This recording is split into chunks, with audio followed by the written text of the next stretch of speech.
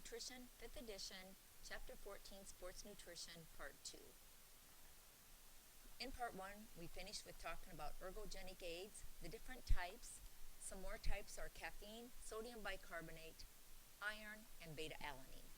Numerous dietary supplements such as caffeine, beta-alanine, creatine, and antioxidants. These are marketed for performance-enhancing effects. However, few have been subject to rigorous clinical trials or long-term safety evaluation. Athletes should always consult a physician before adding dietary supplements to their training regimen. Next, we talk about weight and body composition. Many athletes strive to either gain or lose weight as to improve their performance. In both of these cases, realistic goals and gradual changes are necessary for long-term success. Gain in muscle mass requires increased calorie intake and weight training. Successful weight loss requires moderate reduction in calorie intake and increase in aerobic activity. With weight gain, you want to build muscle and lose fat. With weight loss, you want to lose fat and maintain muscle.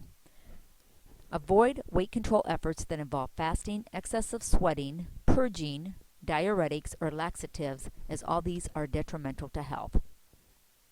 The female athlete tried disordered eating accompanied by amenorrhea and premature osteoporosis is known as the female athlete triad.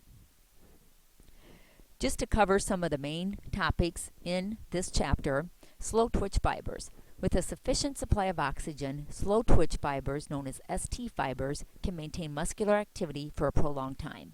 This ability is known as aerobic endurance. Because these slow twitch fibers have high aerobic endurance, your body predominantly relies on them during low-intense endurance events such as a marathon and during everyday activities such as walking. The fast twitch fibers, compared to slow twitch fibers, have poor aerobic endurance. They're optimized to perform anaerobically when the oxygen supply is limited. The body recruits both slow twitch and fast twitch fibers during shorter, higher intense endurance events such as the mile run or the 400-meter swim.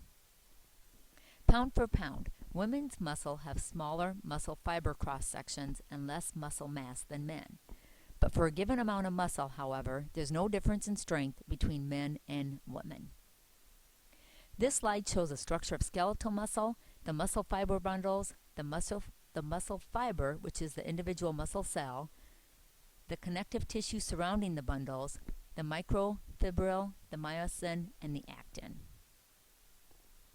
Fiber types in the athlete. Genes determine the relative proportion of muscle fiber types in athletes. Although distance runners who have a high percentage of slow twitch fibers are well suited for endurance events, they will not succeed as elite sprinters. Conversely, sprinters who have predominantly fast twitch fibers are better equipped for explosive events, but they will not become competitive marathon runners. Fat intake in the athlete. Fat intake should not be overly restricted. There's no performance benefit in consuming a diet with less than 15% of energy from fat. Extreme fat restriction limits your food choices, especially sources of protein, iron, zinc, and essential fatty acids. Sports nutritionists recommend that any extra fat calories should come from monounsaturated and polyunsaturated sources, which are your healthier fats. Making weight, wrestlers, weightlifters, boxers, jockeys, rowers, and coxswains face competitive pressure to make weight, to compete or to be certified in a lower weight classification.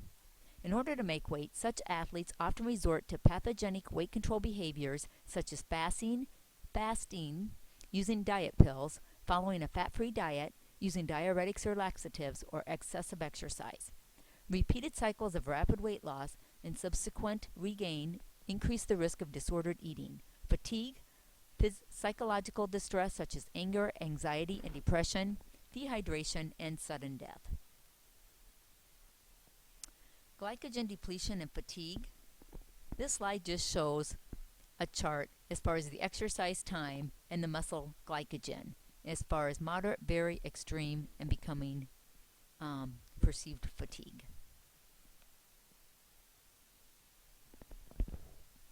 And the American Heart Association their take on physical activity. Physical inactivity is a major risk factor for developing coronary artery disease. Even moderately intense physical activity, such as brisk walking, is beneficial when done regularly for a total of 30 minutes or longer on most days. This concludes Chapter 14, Part 2 on sports nutrition.